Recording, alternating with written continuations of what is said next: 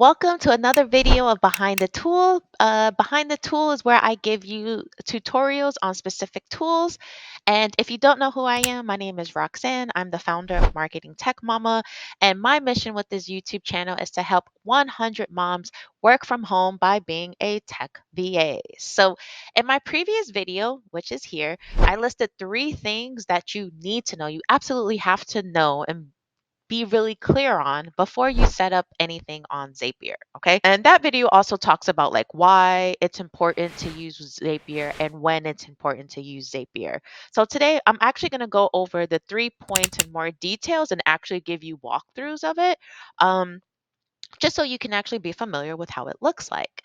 And we're going to use the same example that I used in that other video, which is where we're going to connect ClickFunnels to Infusionsoft, right? So let's get it. All right. So the first point that I said was you need to make sure that the accounts are connected to Zapier. And yes, it sounds kind of trivial and simple, but it you really need to make sure that it's connected. So that's where we're at. When you get to Zapier, you're going to go to My Zaps, and I mean, sorry, My Apps, and then you're going to see all the apps that are connected. Okay. If this is your first time using it, you want to go add connection, right? It's going to ask you, hey, what's the app? And you're going to log in. And once it's connected, it's good. So since I have ClickFunnels and Keep Max Classic connected, what I'm going to do for ClickFunnels is I'm going to come here and I'm going to do test connection just to make sure, okay, great, the test is successful. And I'm going to do that for Keep Mac Classic too, because then that's going to help to show the connection is working, everything's good, right? Okay, great. So that's step number 1.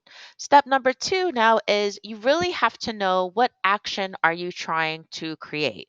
Okay, so in my example, the action that I want to create is once I have a lead in ClickFunnels, I want that lead to go into my CRM, which is Keep Max Classic, and to apply a tag because that tag is going to trigger an automation. Okay. So now that I know that, let's go to Zaps and let's actually build it.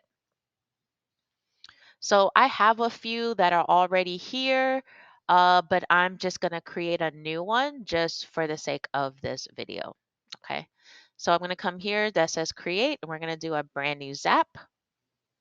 Okay, one of the first things I like to do is rename it, right? So this example is going to be perfect clients. This is an old lead magnet that I had, so this is a great example to use. So now I'm going to do, right, click funnels because that's the one that I want to use.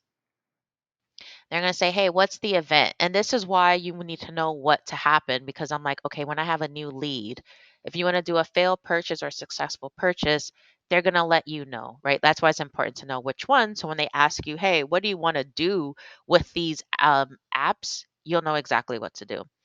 So they're like, okay, asking me for what account, right? This is hit continue.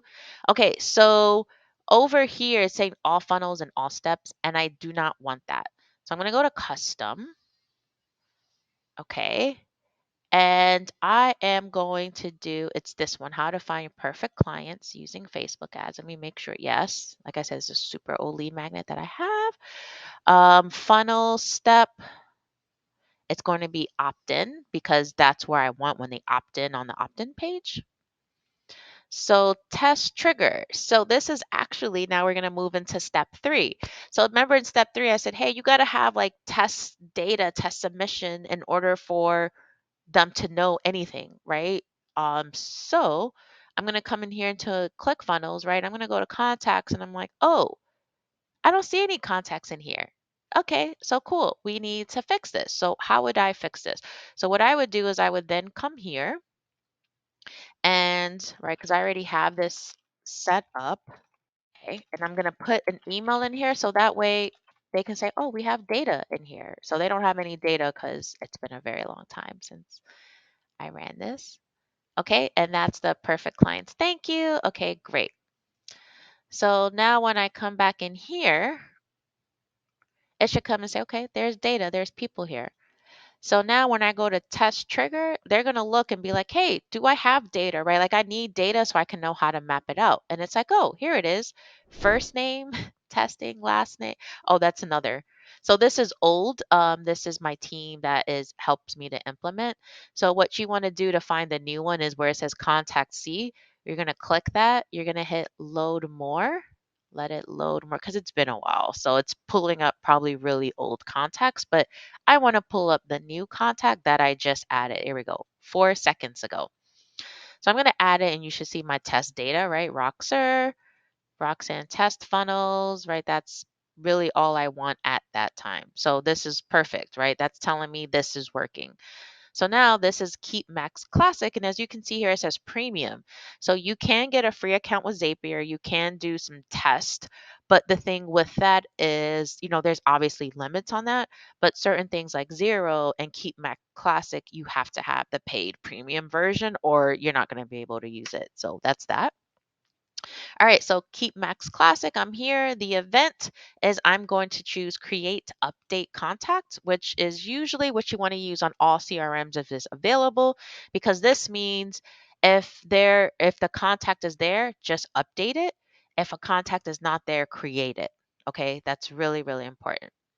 So I'm going to choose my account. Okay, get that set up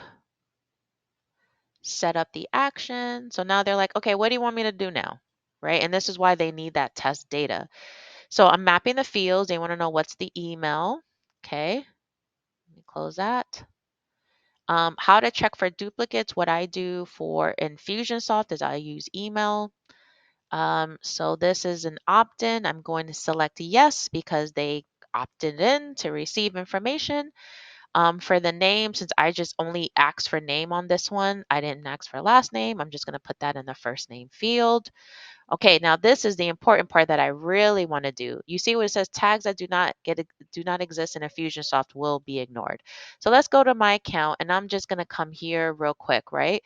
And this is I think that's giveaway. This is the masterclass, right? That's I already kind of have this set up. Like I said, I've did this previously, but just so you can see, what I want to do is I want to apply the tag and I want to make sure I'm using the right tag because that tag is going to trigger everything.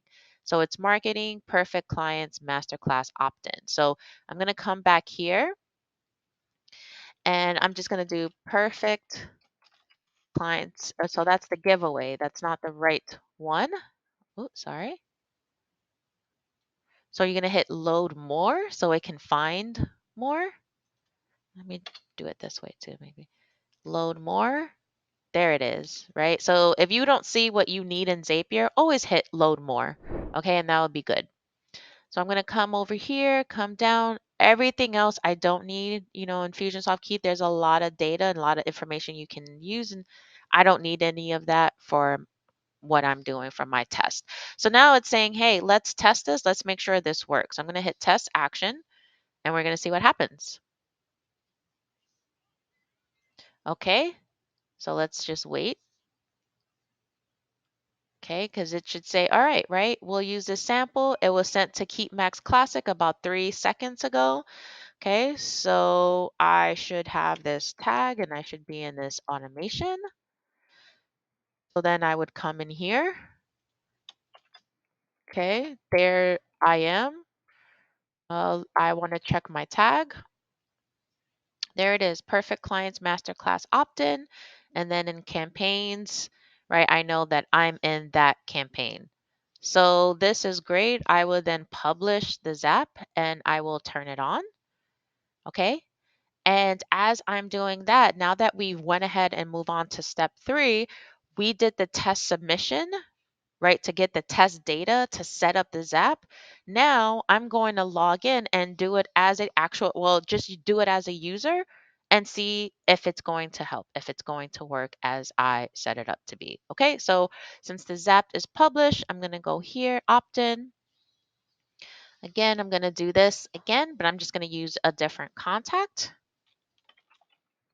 Oop, it remembers me, but that's okay. 845. 845. Going to hit thank you. Again, we're in the thank you class, which is great. So now, okay, I don't remember the email that I use. I normally copy and paste it, yeah, just so it's easy for me to find. okay? And then as I test as a user, if you notice, I didn't even look at Zapier yet.